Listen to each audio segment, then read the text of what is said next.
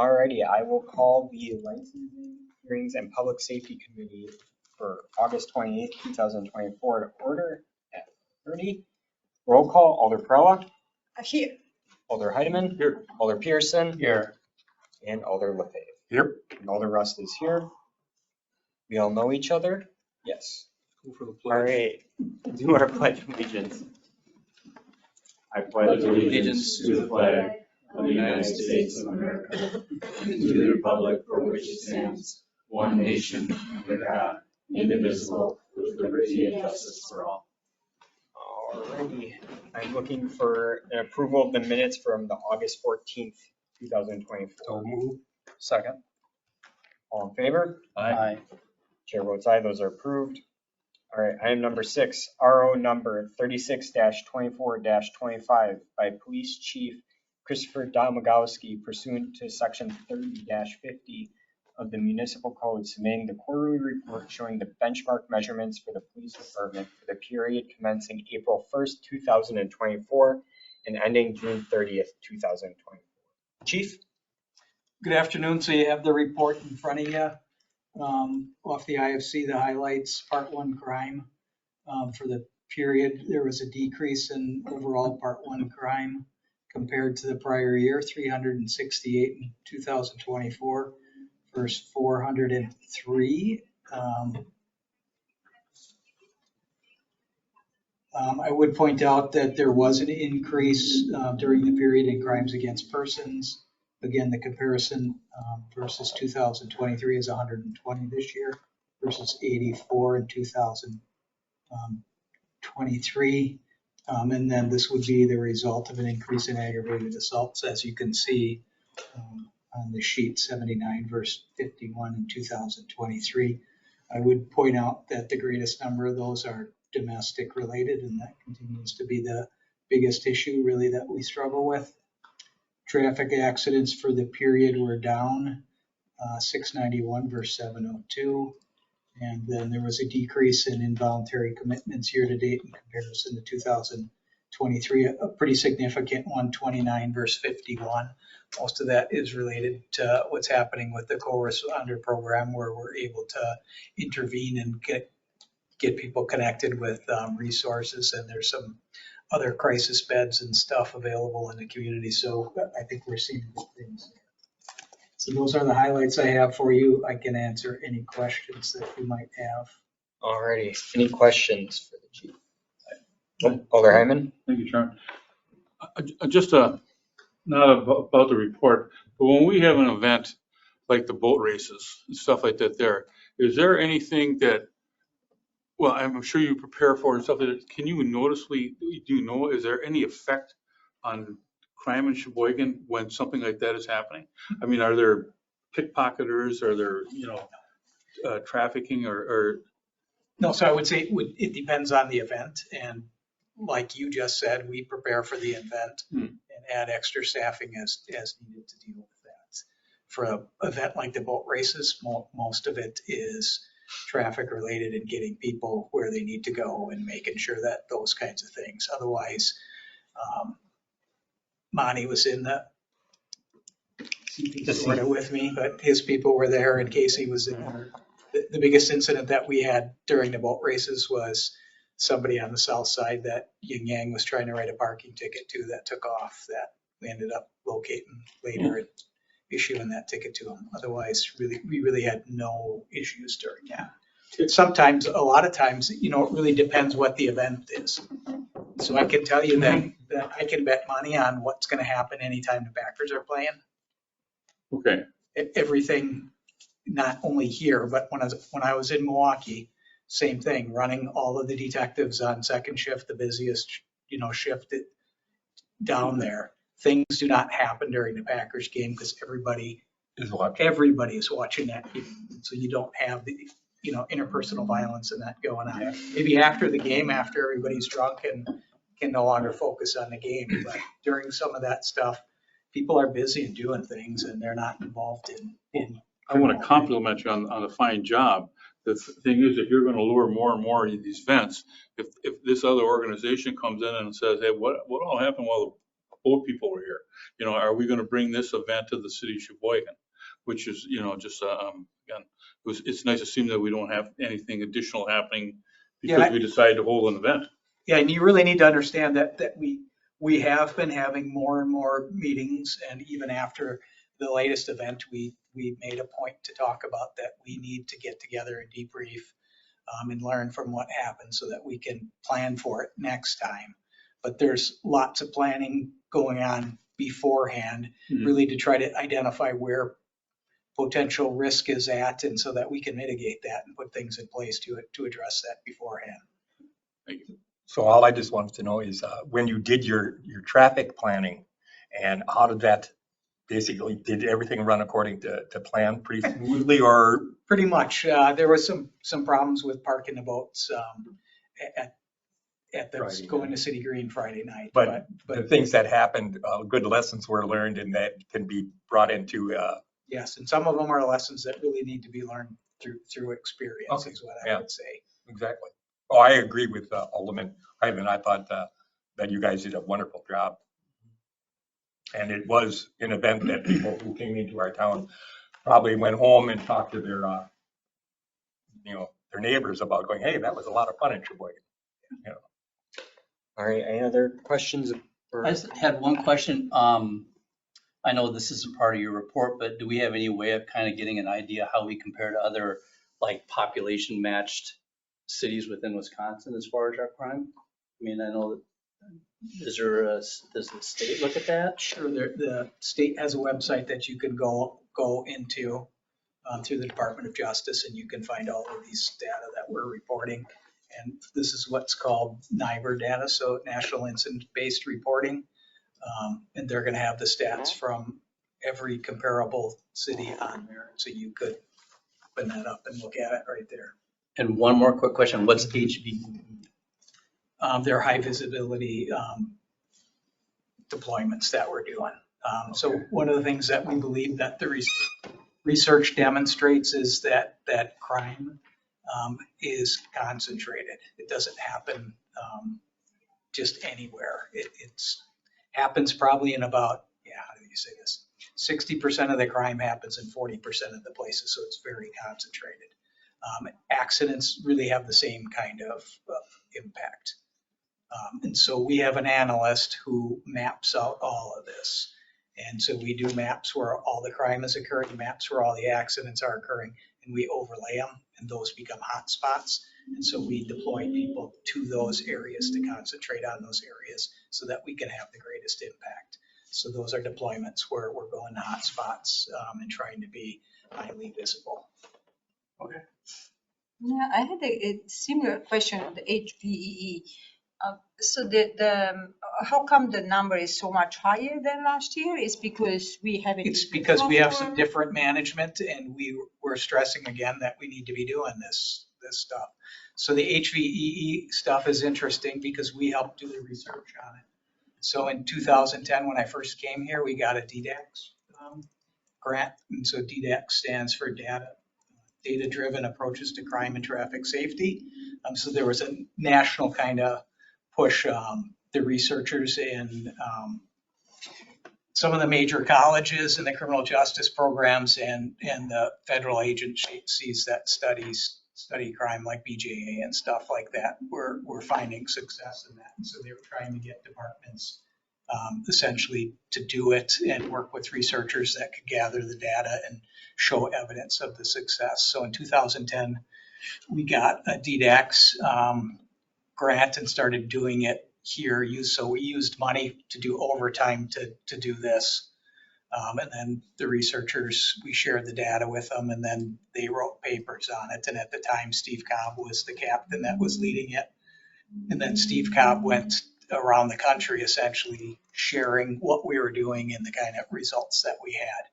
And so then HVE is really taking it to the next step in that it adds high visibility to it. And so then we're doing what I would call crime prevention work tied into it to try to use that as a deterrence So letting people know where we're going to be, when we're going to be there. And if those areas are where the most crime in that is coming, just by telling people that we're going to be there and them being aware of it, they're going to avoid it. And so we're going to avoid some of that crime. So at the same time that this is probably in 2015 or 2016, the highway, National Highway Traffic Safety had a big grant that they were trying to push HVEE throughout the country. And so they worked with the International Associations of Chiefs of Police. And so again, we volunteered to be one of the sites that did it. And so Joel Kaczynski worked with me on that. So Joel Kaczynski wrote an article on what we were doing that got published in Police Chief Magazine. So 16,000 police chiefs throughout the country got that article to read. What we did there was try to use social media to push out the message of where we were going to be, when we were going to be doing it. And so one of the things that so there are 4 different projects throughout the country. Ours was focused on drunk driving, and it was focused around drunk driving around Packers games. So we pushed out, and it was on the I-43 corridor included. So the State Patrol worked with us. We got coasters printed up that we shared with the Tavern Safety Coalition here, so that people going out to the bars to watch the Packer game would know that if they were drinking, they should call for a ride and shouldn't drive. We did lots of social media. If you remember, there's still a commercial out with Donald Driver where he talks about that came from that campaign. We partnered with the Packers and got Donald Driver to work with DOT to make that commercial. So again, and then I went to the IACP convention in San Diego right after that and did a presentation for what's called SACOP, the State Associations of Chiefs of Police. Again, to share what we did and the success that we had of that. So that's really where all of that stuff comes from. Thank you very much. Any other quick item? I like seeing, thank you, Chairman, the parking tickets. Same person still in charge. Last time you said you had somebody that was not zealous, but took it to heart that we should be writing tickets. Yeah. That person's still there? Yeah. Doing a great job. Good deal. All right. Any other questions, comments? I am looking for a motion to file. I make a motion to file. All righty. All in favor of filing? Aye. Chair votes aye, that's filed.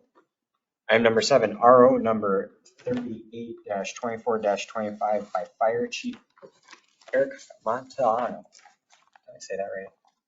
Pretty close. Montalano. For the record, Pursuant to section 24-459 of the municipal code, submitting a quarterly report showing the benchmark measurements for the fire department for the period commencing April 1st, 2024 and ending June 30th, 2024. Chief?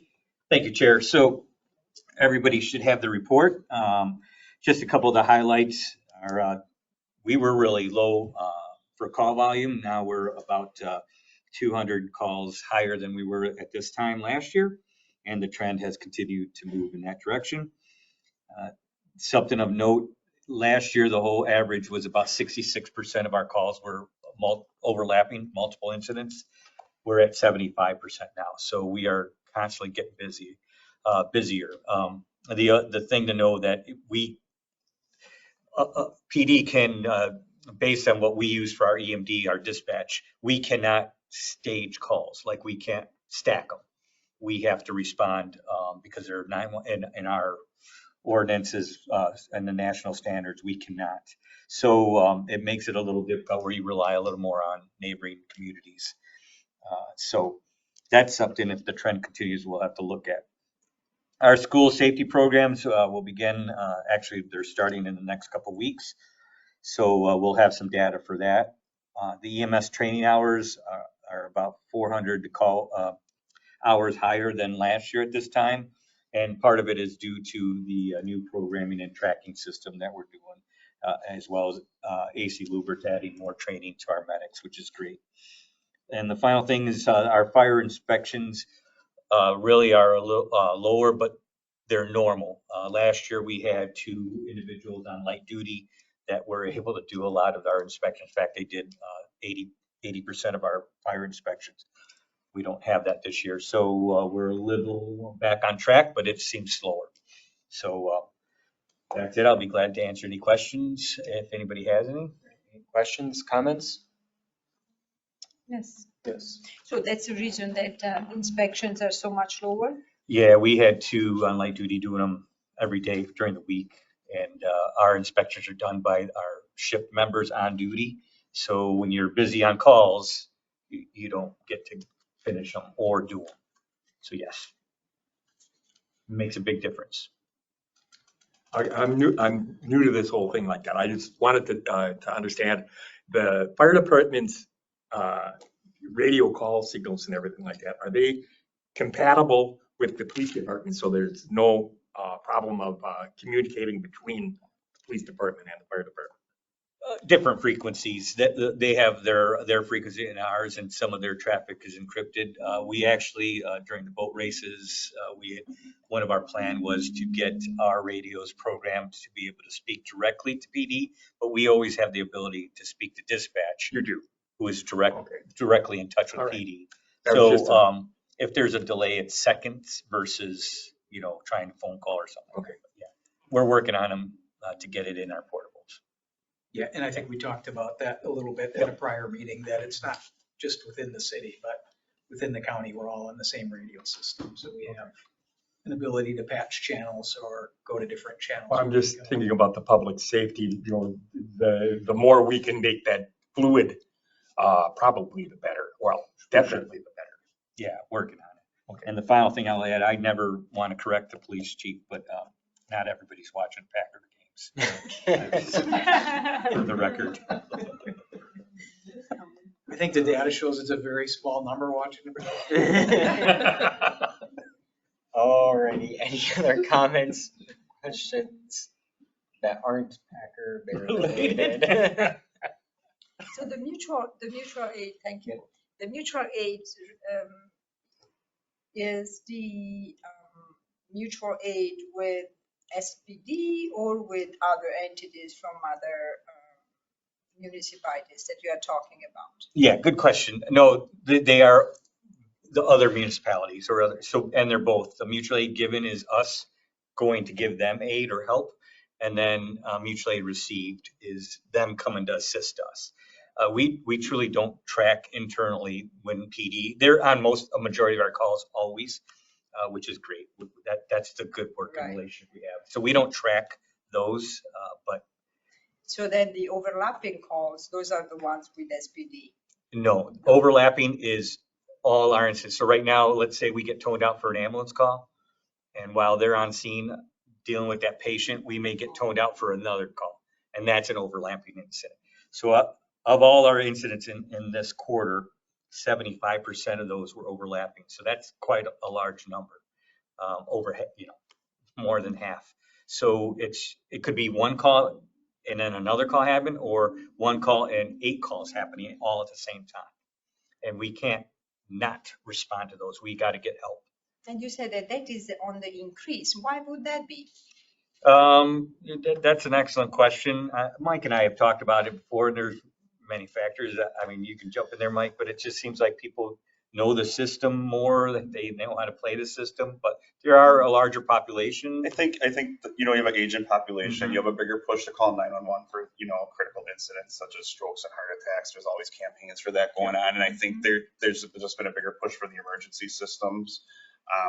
We see a lot of calls over at the nursing homes. We go to the office superior and everything like that. So it's just, I think there's a big push to use the 911 system. I think the population's increasing, and I think people are just more aware.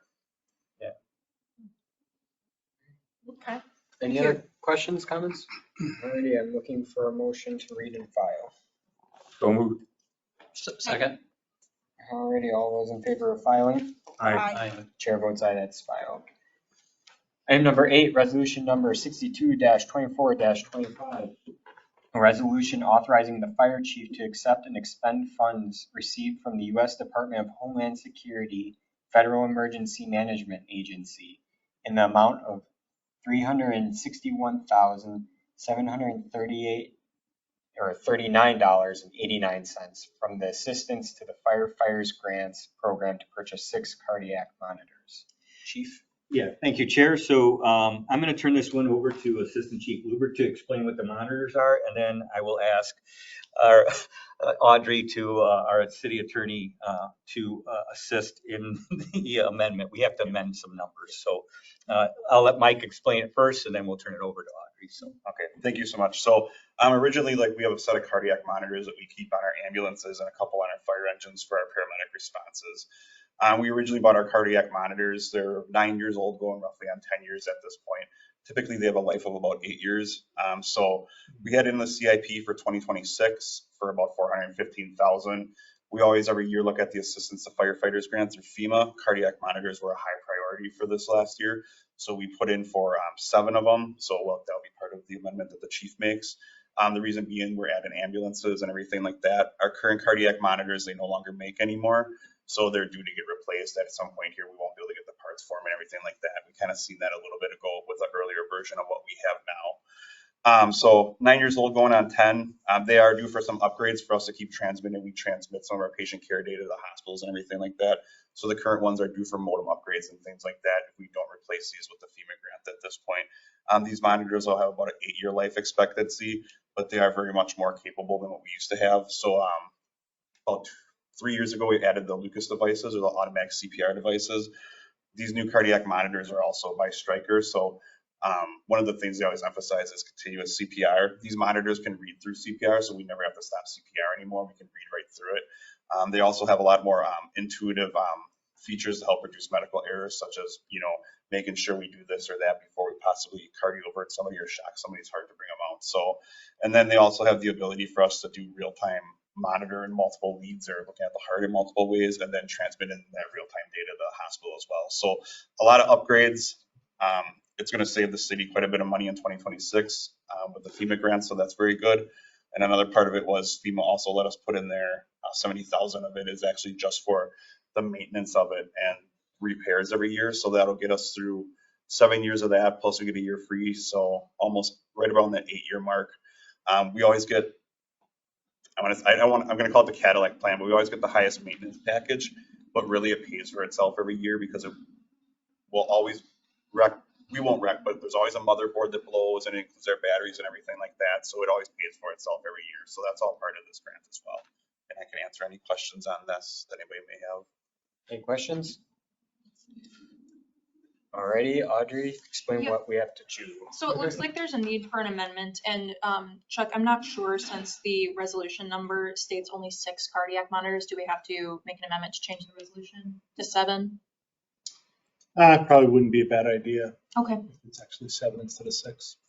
So just add that to the amendment once they get the first one on the floor. Okay. So since there's a need for an amendment with the amount of money, a motion will have to be made to make an amendment, and then it will have to be seconded.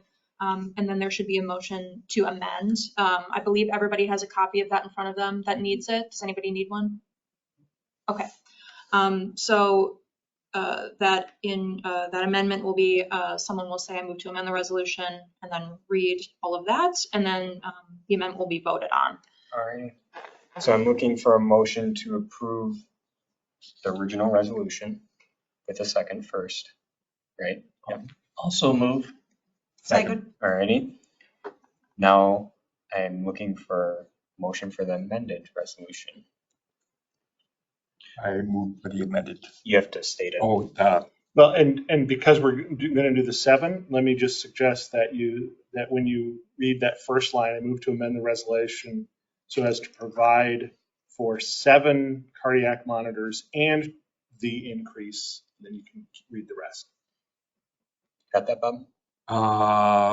this is for the increase here in the capital funds for safety. yeah, so right here, Mhm. we say I move to Oh, yeah. the resolution to provide an increase and purchase the 7. Yeah, okay. I move to amend the resolution as to provide the increase and decrease in funding, make it 7 monitors. To read as follows. Increase capital funds / public safety / other operating equipment, account number 400200-651700, $397,913.88. Capital fund dash federal other grants 400-433000, 361,739.89.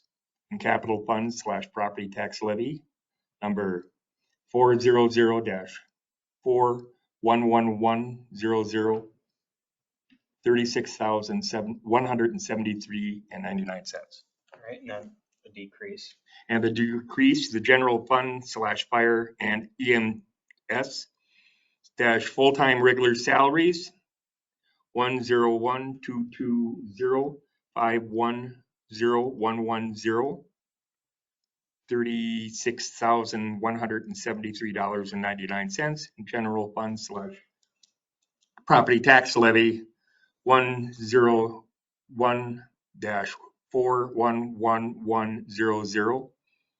$36,173.99.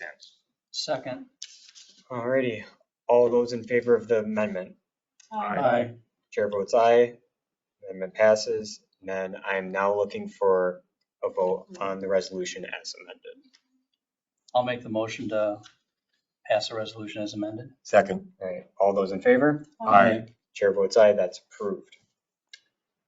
Thank you for the support. Yep. And there will be a test later. That's a lot of numbers. About what? About This, the changing of it?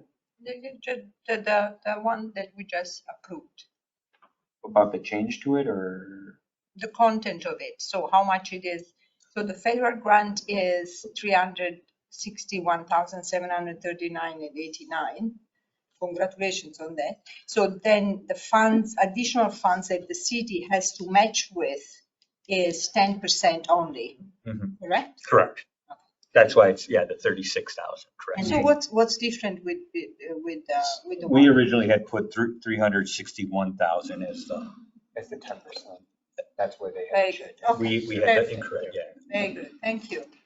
Alrighty, item number 9, discussion regarding possible changes to short-term rental regulations. Discussion only.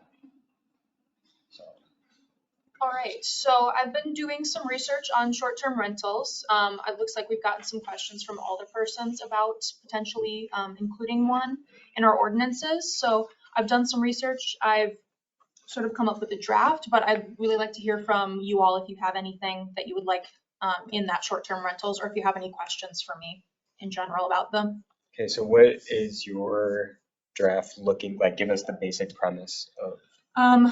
Would you like to see it? Sure. Okay. Yes.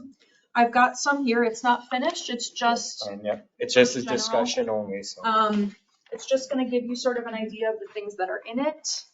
There's things that I have in there that are stated that need more fleshing out. I will do that once I've talked to building inspection.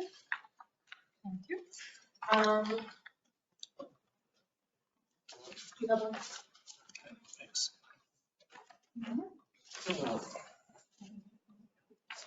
All right.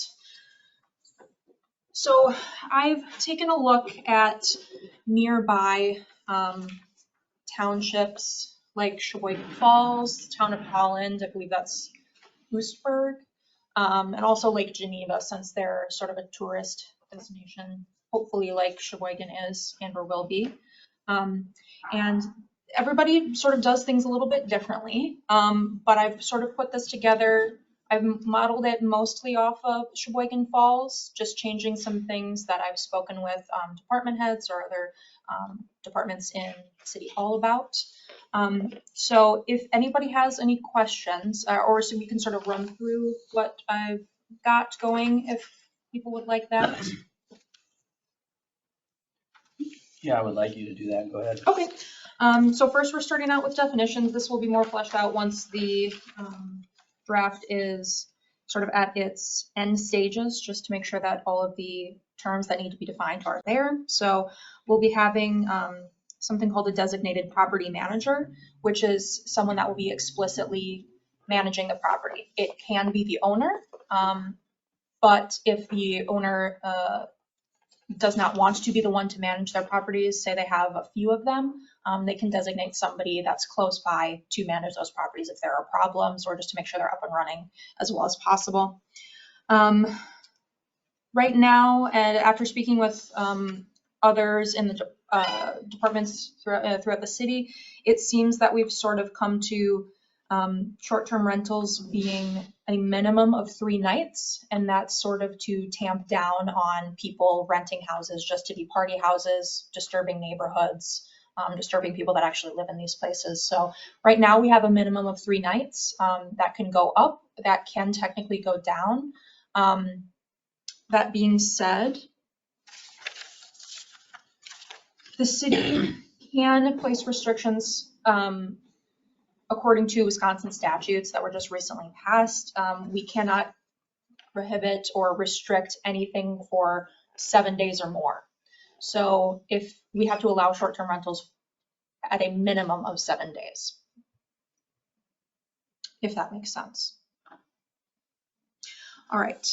So the permits that will be, I'm thinking of having there are just having the short-term rental permit, the tourist rooming house license, the room tax permit, just to make sure we're getting all of the taxes that are necessitated by Wisconsin statutes, and then any other, just as a catch-all, standard occupancy, building codes, and zoning permits. The short-term rental permit application can be done through the city clerk's office. It can also be done elsewhere. Chuck, where did you say was the other place that? The other place that the thinking was maybe through development. Yeah, oh yeah.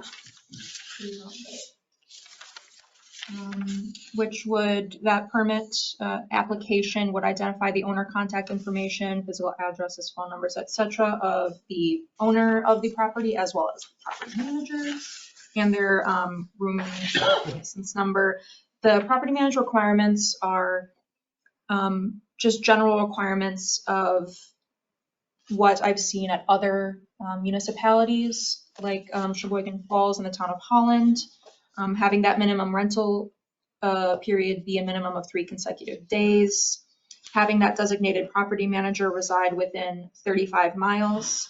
I've underlined 35 miles because the town of Holland recently went through a lawsuit because property owners sued the town of Holland. The town of Holland passed a 35-mile restriction for property managers, and the town won, stating that property managers have to be within 35 miles. So that's why I've underlined that. We can change that to be bigger. I've done the math, and the Sheboygan County area is about 35 miles by 35 miles. So I think that's good. Obviously, we can change that if you guys would like to. Stating that the property manager must be available 24 hours a day, and if problems arise with the property, that requires the designated property manager to be there, that the designated property manager must arrive within the hour, and both PD and or the guest may request that.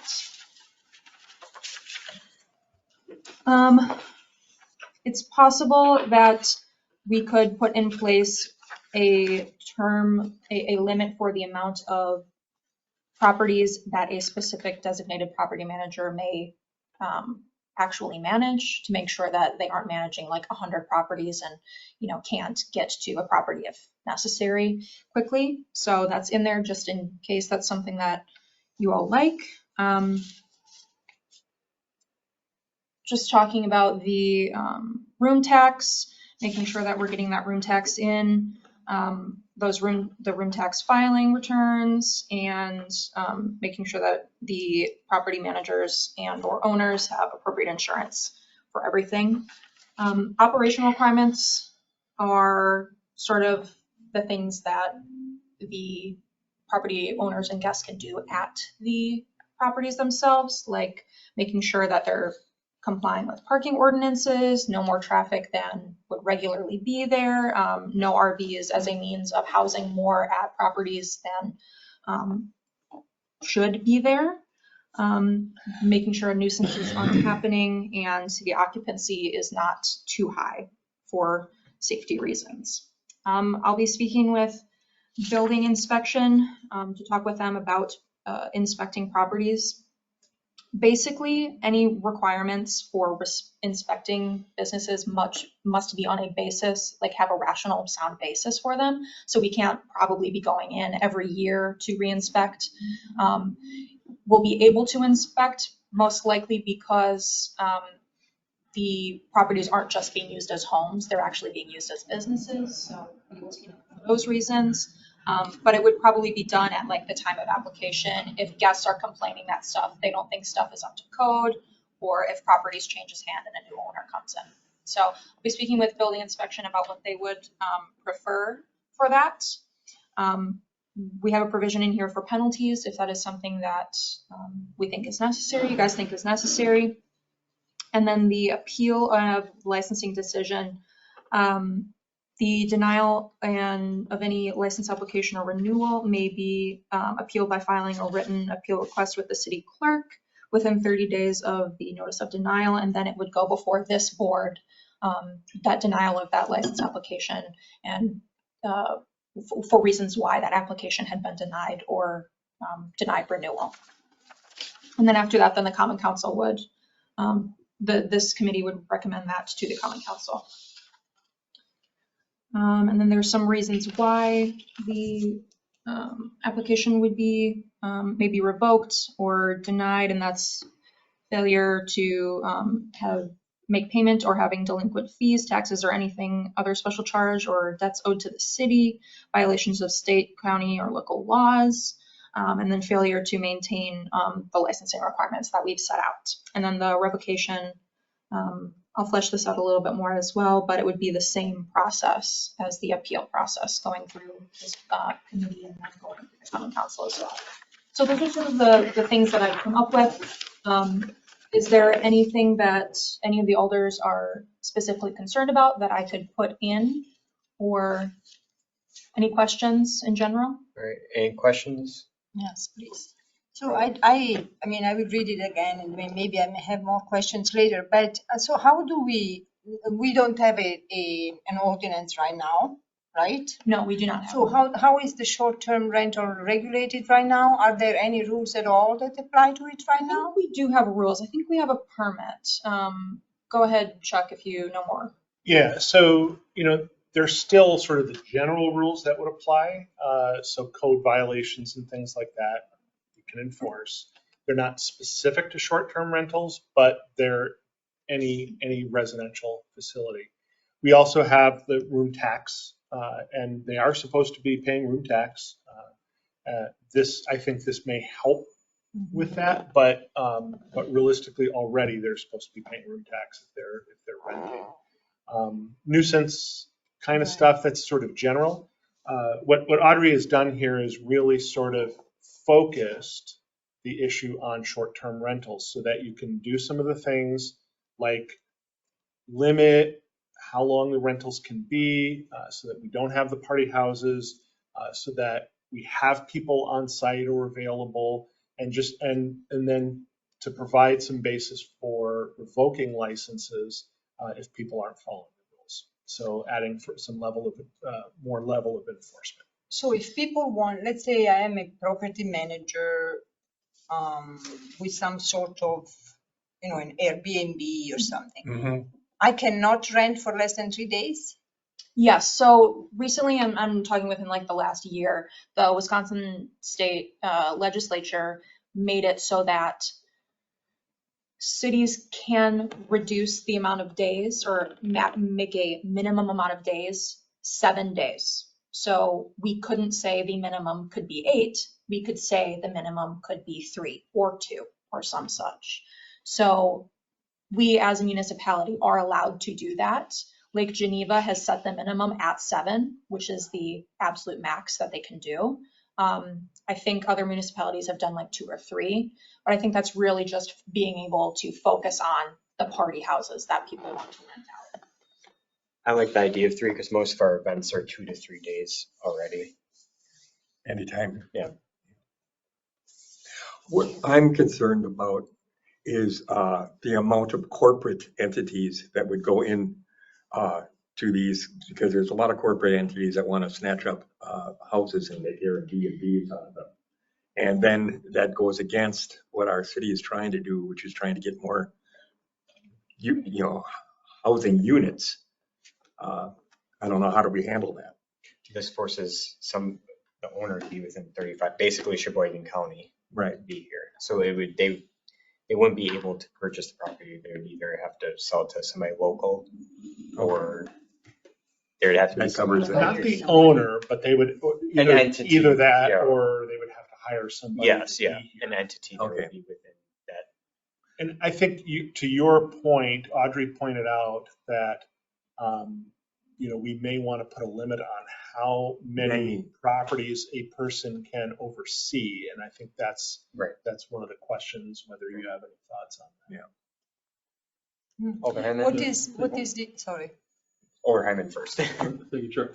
The 3-day minimum, so then, as I travel through the country, we're going, we don't know where we're going to stay. We contact Airbnb and we look for different areas, different cities. So if they went to one of these agencies to try to rent a room, that agency would say you were required to have a 3-day minimum, which would, then I wouldn't stop in Sheboygan. I got to go someplace else. I mean, again, we want to attract people to the city of Sheboygan. And by requiring them, and not every traveler is going to be someplace for 3 days. Like I said, in my past experiences, it's been a day, maybe 2, if that. And then we go the next day because we're going to be touring there. We want to have a 1-night stay in there. So basically what you're saying is, no. Either you stay in Sheboygan for 3 days or get lost. I guess my thing to counteract that, Alder Hyman, would be if Lake Geneva, or not Geneva, Lake Elkhart Lake. It was Lake Geneva that had that. Oh, Lake Geneva, which is a hotbed for tourism, puts a minimum at 7. I think I would be willing to go down to 2, but for me personally, I'm more comfortable with 3. But I think I agree with City Attorney's point that we don't want 18-year-olds renting a house and putting more, oh, I can rent a house for $100 and we can just trash it. I agree with that 100%. I don't want to see that either. But then what you're doing is you're forcing that traveler, as opposed to spending a night in Sheboygan, and then he can't find a hotel room, or he's got to pay 3 times the amount of money that he would have had to stay in Sheboygan because you don't let him stay in somebody's house for 1 day. The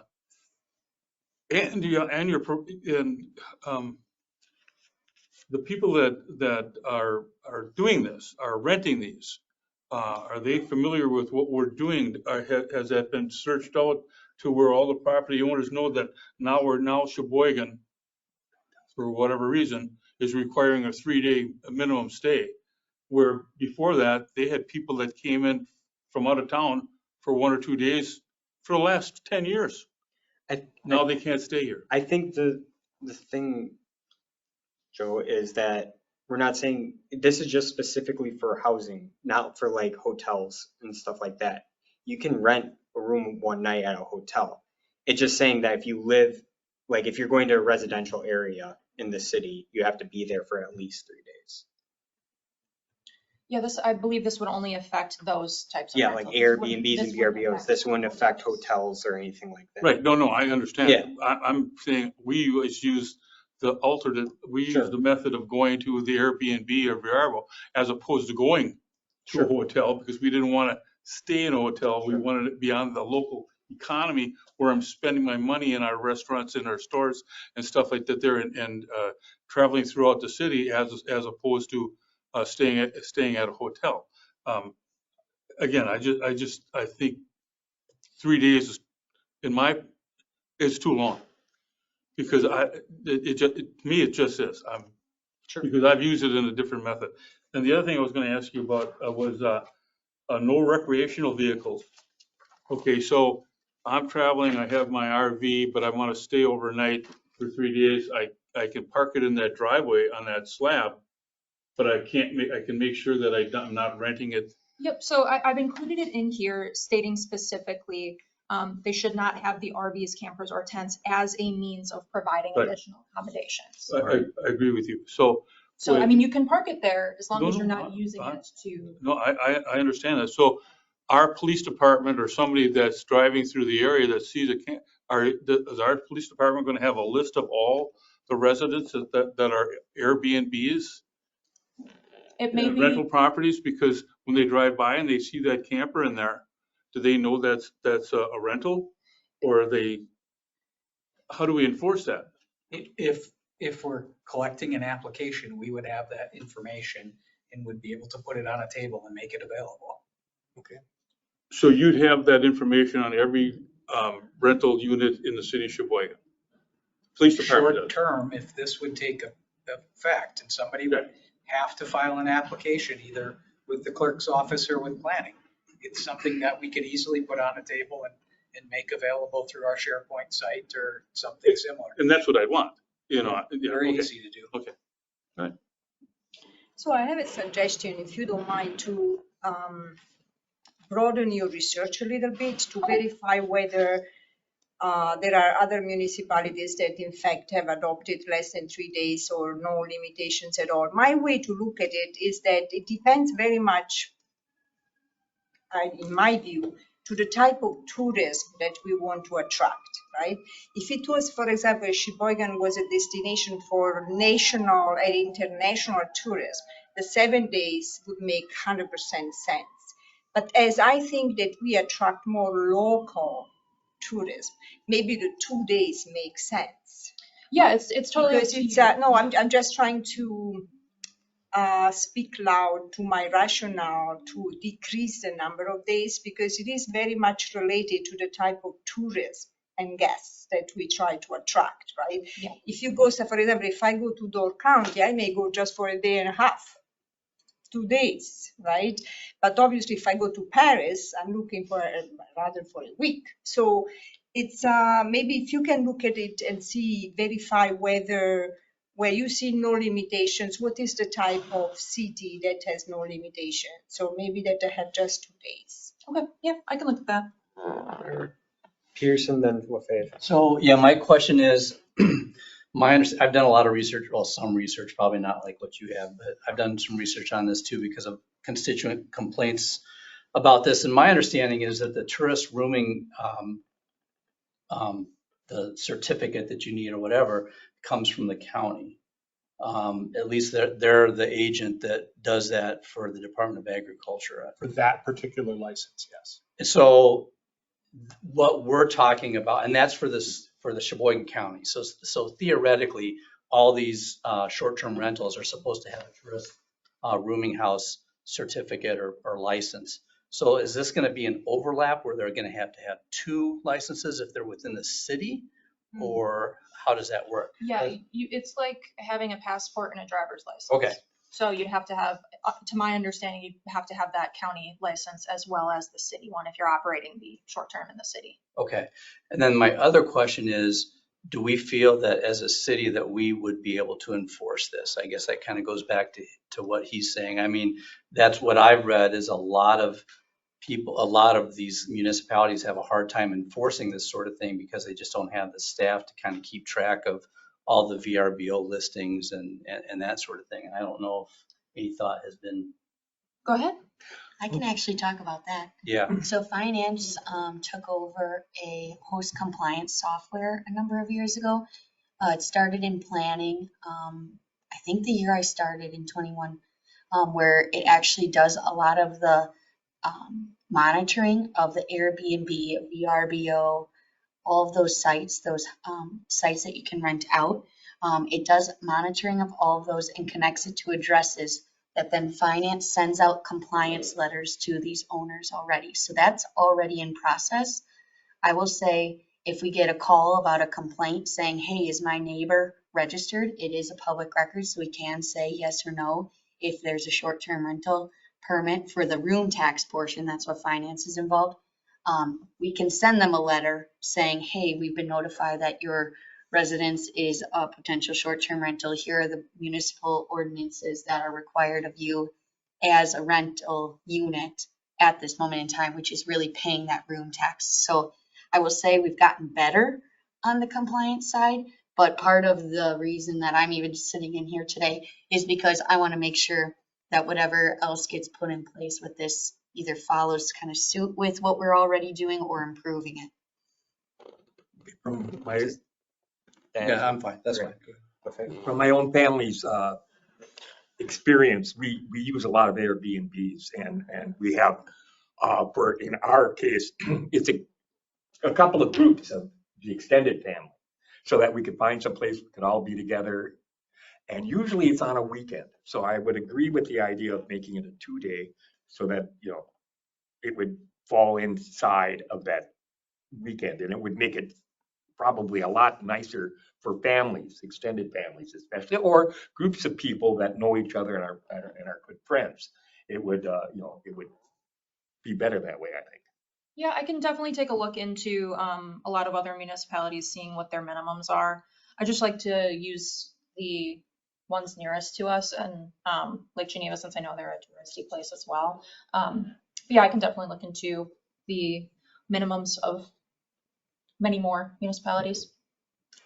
I will say too, we met with a number of staff with the city, and that issue of the number of days came up, and 2 and 3 were the most common thoughts of department heads on what was the appropriate number, and the consensus was 3, but your consensus is more important, so. Already. Yeah, it's obviously just a suggestion. Any and all of this is just suggestions. Yeah. So. Just discussion. Yeah, so any other questions, comments, discussion on this item? I can see that the pain point may be the fact that if this is implemented, that there will be 2 county and cities permit, as you said, right? There would be a double permit requested, If which you're in the city. It's like a, yeah. Yeah, For different reasons. for different reasons though. right. And just that each time that red tape goes up and bureaucracy goes up, my hair in the back of my neck goes up too. It is always something. It is always a pain point when that happens. They're both, I they would have say to have them both they right now. already are required. Both are already required. Okay. You have to have an operator permit for the city, and that tells us that you owe us room tax every quarter. Very good. So that's already in place. So that operator would be the same as the permit, the short-term I think rental it could- permit. Could be within one form potentially. I mean, it's not the third thing. No. It's not short rental permit, county permit, operating permit. No, so the room tax and the short-term rental, we're adding some things with the short-term rental piece, but it really would be part of the same application. One permit and one fee. From us, yeah, the county, you'd still have to go to Besides the the county, yeah. Okay. Thank you for that Okay, clarification. thank you, Chair. Again, I might not have missed it here. If there's a Airbnb and they rent it and they break a law in the city of Sheboygan, they're too noisy or whatever, is there something written in here, if I didn't read it, as to saying, we're going to contact the Airbnb or we're going to contact and saying, you're not going to be allowed to rent here anymore? That is, are you talking in terms of like a penalty or a Right. revoking of the license? I want to get rid of the guy that's using he won't rent in here anymore because that property owner is going to realize that that person can't come back to his property to rent it again because he already violated a noise ordinance or whatever. And we notified either the property owner or the organization that we got the rental from, saying, hey, listen, this guy's flagged. You're not coming back to Sheboygan. That would not be covered. Go ahead, Chuck, if you want. Yeah, I think the way that would be dealt with is with the chronic nuisance ordinance. So if you have a one-time issue that it really isn't covered, that's going to be between the rental owner and the person who stayed there. But if you've got got a short-term rental that's having regular problems with people like that, the police department would be able to use the nuisance ordinance to deal with that, and that's already in place. I want to make sure I'm not misunderstanding your question. I think what you're asking is if a visitor comes and the visitor creates a problem, Right. whether the Airbnb owner can kick that person out and say, you can't stay here anymore. And blacklist them from Right, other. and so you from can't, other- yeah, we don't want them coming back. That is not something that is covered in this. I don't know if we can even do that. I don't know that we would want to. I had a situation where we were traveling and there was more than one Airbnb right next to each other. And the people that were next to us basically made it impossible for us to enjoy ourselves in our unit, okay? We contacted Airbnb and they gave us a refund because there's no way we should have had to put up with that. And I'm not saying that they were ticketed. I don't know if they got ticketed or anything, but to have something something in place that basically takes the bad renter and makes sure he doesn't rent in Sheboygan. I'm not sure that this is the best place to do that. Okay. I don't think we would put that in here. I think that's something that would be between Airbnb itself and the rental unit. Okay. Any other items? Discussion? All right, we will move to item number 10. Our next discussion item regarding, you want to get out here for your vote. No, I got one more thing. All right. We're good. Do you wanna Establishing skip- regulations You want to skip to that one? No. for all bars in the city. Discussion item. I will hand this one off to Alder Heidemann because he requested this be on the agenda. Thank you, Chair. How I got this idea is when we went through with Dave's Who's In, which was a fiasco. Okay, and he was told that he had to sign a piece of paper that had all these things that, no serving intoxicated people, nothing. I'm just wondering if basically our committee or the council can adopt a way of, I say, telling the bar owners that they all have to sign something like this here. It's not just for Dave's Who's In, but we have something in place that basically the bar owner has to serve, or what I'd like to see is the bartenders, they can't drink. Okay, when they get their bartender's license, they're given a list of things that they have to follow, and if they don't follow those and somehow or another they don't help the police, they lose their bartender's license. And then that basically is almost more harmful. Well, it's not as harmful as losing your bar license, but again, it might. Is that something that we can actually do? That we can create? Audrey, do you want me to, because of the one specific question, you want me to get? Yeah, go ahead. So as to the banning drinking by bartenders during their shift, yes, you can do that. And in fact, there was a proposal to do that. Former Lieutenant Scott Middlestead of the police department and I spent a long time drafting an ordinance, but the council did not pass it. But you can bring it back. Was that when there were 16? It was when there were 16 but it went to the Public Protection and Safety Committee. Okay. Yeah, I don't know if I was in office at that time either, but I think we, because of what we just went through with somebody, I didn't sign this, I signed this, I did that, to have something in place that basically helps us regulate the bar industry, not in a bad way, but just to make sure that everybody's responsible. Audrey, she's prepared to sort of give an answer sort of more generally, and that may be helpful too. Yeah, so we can place restrictions if the legislature has not already legislated about those specific things. So, for example, I don't believe that the legislature has legislated on like wands and metal detectors. I don't know that we want to do that in every bar in the city. Same with like earlier closure times, I believe, and like further restricting who gets a license and when underage drinking can be on premises. I believe the legislature has already passed legislation on those things, so I don't know that we can pass a blanket for everyone on that.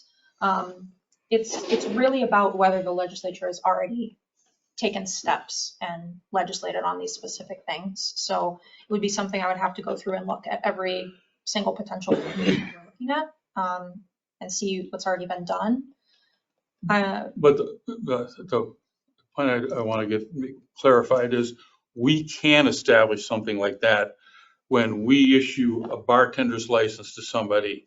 We can have them sign, cooperate with the police, and basically have an outline of items that no serving intoxicated people, and they have to sign it. Okay, so if they get, if all of a sudden, and they can't drink. So if the police department came in and said, hey, I'm gonna breathalyze this bartender to see if he's over the limit, because there are a number of bartenders that obviously during the course of their duties, they might get over the limit. And it would cost them their license, therefore actually helping the bar owner at the same time. So there was, what was the first one that you had said in that, when you were just, I don't know. Cooperating with the Run that police. film back. Okay. Yeah, cooperate. Oh, cooperating with the police and, not serving to intoxicated people. Right. Those are both already laws that you're not allowed to, break. So not serving to an intoxicated person, you can be cited for that already. And you can also have an issue with that. So go ahead, Chuck, if you have a better. So the fact is, many of the restrictions that had been included on that list with Dave Lipinski were there not because they were new, but because it was to focus his attention on some specific problems. So you're right, it is already illegal to serve intoxicated people. And if somebody serves intoxicated people, that could cause either the person who's doing it can be cited, and the bar could have action taken against its license. The one thing that you've talked about, I think, here that would be new, not so new because we tried to get it passed before, Right. but would be the no drinking or establishing a limit, for bartenders. Now, it's going to be an ordinance, so the police aren't just going to be able to run up to bars and breathalyze everybody. They're going to have some suspicion, but yeah, you could create an ordinance that says no drinking while on duty, or no. The ordinance that we proposed back then said something like no measurable amount of alcohol in their system. Or you could just say not intoxicated, although it's a little harder to enforce. Okay, We're with it, yeah. okay. We can either go about it, that way so that there's a set, because it was expressed to me that there's an amount of confusion on the part of bar owners and, some people even in the Chamber of Commerce, that they'd like it a little bit, the rules set down a little bit, more concrete. Or we could state that we're not going to be issuing license with little caveats on it. What we would do is, hey, if you have caused a problem here, we're going to go directly over to a revocation. Right, and that was, so the licenses with the caveats on it, it wasn't that you were issuing them just to certain bars. What was happening is those caveats were getting given to them as an alternative to that process. So what was happening is there were going to be charges issued against this bar for violating these laws, and then in lieu of taking away their license or having a hearing, they were told you can avoid that hearing by agreeing to these things. So in Dave's case, what had you not voted to lift those items, and had he voted and had he said I don't want those items, then the next step would have been to go to the revocation hearing that had been scheduled a couple of years before. Okay. Yeah, so it is true that the experience was painful. So I agree with Alder Heidman on that. However, something like that would, is there really the history is that really necessary in the sense there is really history there? And with that, I mean, yeah, we have the painful recent experience with Mr. Rapinski, but it's not that there are many cases or there have been many cases. So I don't see much of the history there to justify doing it like a strict provisions for everybody to sign off on. However, obviously, if, for example, if that same situation happens again and we want to offer that alternative to a straight hearing, revocation hearing, we definitely have to make sure in that instance that the bar owner signs off on it. So that is clear. That is a lesson learned for me. However, again, there is not. I don't see the justification for making that happen. For example, do we have very bad history of bar attendants that are that drink on the job? Is there a history of that so conspicuous that justifies? We can add, hey, police chief, do you know if you get calls for bartenders drinking often? It's not illegal for bartenders to be drinking. Right, so well, we're not going to get calls yeah. about that. I can tell you that at some of the bars that we have problems with, those are some of the issues that contribute to those problems. And that's why that we mention it. I would just add that it really doesn't matter what the council does unless the council is willing to uphold those and follow through on it. Right, and in my view, perhaps we can hold people accountable on individual basis with the right procedure in place rather than make it a general requirement. So again, if the same situation happens, then someone has to sign off on that list of conditions, which are an alternative to a revocation hearing, so that there is no doubt about the owner to be aware of it and be accountable for it. And so then we can try to hold people accountable on individual basis. Now, if, like when you are stopping somebody on the road, because they're swerving around in that, and you ask them, have you been drinking? And then you find out what their blood alcohol content is. Couldn't something like that be done? Because if the police are making a call to a tavern and they observe the bartender, acting in a way that could possibly mean that they are intoxicated, would we be able then, if we had an ordinance, to state that they, proved that they are under a certain blood level alcohol, whether it's 0.0 or whatever, that could be determined later. But that would go against that individual bartender's license. And that's going to affect the tavern owner too, because they got to find a new bartender. And I don't see anything wrong. I know when I go to a bar, I want to make sure that that bartender is cogent, that they know what they're doing. Because quite honestly, it could mean for my protection. Thank you, Chair. Meredith, when somebody comes in for a bartender's license, I'm sure, and we do some type of a background check on them, make sure that they're, they can actually have one, stuff like that. There's absolutely nothing in place that says, okay, before we give you this license, you need to read this and you're going to sign this so that you understand, again, because not serving, some of the stuff is just basically common sense. And if they read it, they go, well, I'm not going to do that anyway. Of course I'm going to sign. But that way we have some documentation somewhere so that in the future something does happen. They said, hey, remember when you got your bartender's license? You signed that you're going to deny entry to any patrons that were intoxicated. Well, does the bartender go to the owner, and if the owner's not there, he says, hey, this guy shouldn't be in here. I guess just some type of a protocol or something in place that makes them a little bit more aware of what their responsibilities are, whether they're a bartender or a bar owner. They are required to take, it's a 2 to 3 hour class. Okay. And that goes over all the state statutes. Okay. And they have to show us proof.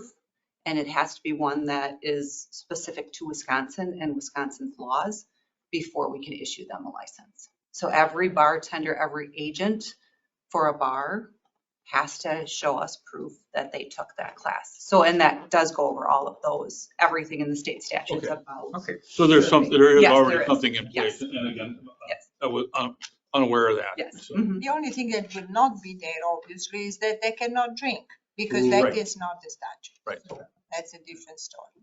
I guess I'm kind of on the fence with this, and I disagree a little bit with Alder Perella here. I mean, I feel like if you're asking somebody to get a professional license, and I don't feel like it's a big hardship to expect them to not drink, you know, and I know that there are some ordinances within the state where they've talked about having bartenders have to be below like 0.04% blood alcohol. And I guess, you know, like as a person that has a license, like there's a lot of professions out there that we have licenses, myself included, and the last thing I would want to do would be to jeopardize that license. So the fact that you have this ordinance on the books in and of itself would kind of be a preventative, or be something that would kind of prevent people potentially from drinking on the job, because that's effectively what they're doing. And if the chief is saying that there are bars that potentially have more calls than not, and some of those bars, you know, this is just all hypothetical, and if those bartenders are the ones that are potentially drinking, I guess I don't see a problem with having an ordinance in place where we talk about having like a 0.04% blood alcohol level, that's the cutoff for a bar, you know, like a sober server law, and be done with it. It's not asking a lot, I think, for people to not drink on the job. You don't want the chief drinking on the job, you know, and you don't, and you know, so I mean, I think that why should they be different? That's just my opinion. I mean, I just feel like it's a As somebody simple who thing. also holds a state license. Huh? And somebody who also holds a state license, I agree. There are things Exactly. we have to, you have to abide by when you. I would not even think about it. I mean, it doesn't even. John? No, I mean, but the point is that you're talking about like enforcing it. You know, you don't even necessarily have to enforce it. I mean, you potentially would if there were reasons to, like if you went into a bar and you saw somebody acting kind of strange or whatever. But if I was a person that had a license and that was my profession, and I knew that I could not have a blood alcohol level over 0.04, I would definitely be very careful about making sure that I lived up to that expectation of the city. Why should bartenders be different? Yep. That's just the way I feel. And let's state this, police officers just can't come into any old random bar and go up, hey, go into this. No, I think there has to be. There would have to be a reason for the police officer to be in that bar, that there was already another complaint of some kind that that needed police interaction. Yeah. And if the police officers, just like that police officer that may pull somebody over because they got a knocked out taillight, and then they realize that, hey, this guy looks like he might be intoxicated, they have the right to investigate that. I believe in the same case here, they would have a right if they notice behavior unbecoming of a professional bartender. They'd have the right to investigate that. And if it would be over a certain blood alcohol level, that could cost that bartender to lose their license. I think Nina, La Crosse, and Madison already do this. So I think that there is a precedent. I don't know if you can research that to see if there's other cities that are similar to us that do it. But I'm pretty certain that this is not an unheard of ordinance. The proposal that came years ago was based on the crosses. Okay, I wouldn't have a problem with a sober server statute or ordinance. I wouldn't have a problem with that, really. But sometimes the bar owner themselves is behind the bar, and They're a server. They're a server. and they're a server then. Yeah. Like I said, I don't really have Shouldn't matter. we may get a little pushback from that, but personally myself, I wouldn't have a problem with making that a sober server. Thank you, Chair. So in order to do something like this, I'd like to take the steps and put something in place where we contact the Tavern League. We get a whole bar owner. We say, hey, this is what we're looking at. This is what we'd like to do, and get some feedback, because I have talked to a couple of bar owners and they said, hey, my bartenders can drink two drinks per shift. And I said, well, how long is the shift? An hour? You can't, well, however long they work. I said, well, okay. So is it 4 hours? Is it 2 hours, or whatever it is? And I think there's a big difference too, as to an establishment that's closed at 7 o'clock at night, which would be like a dining, something like that there, as opposed to the ones that are open till 2.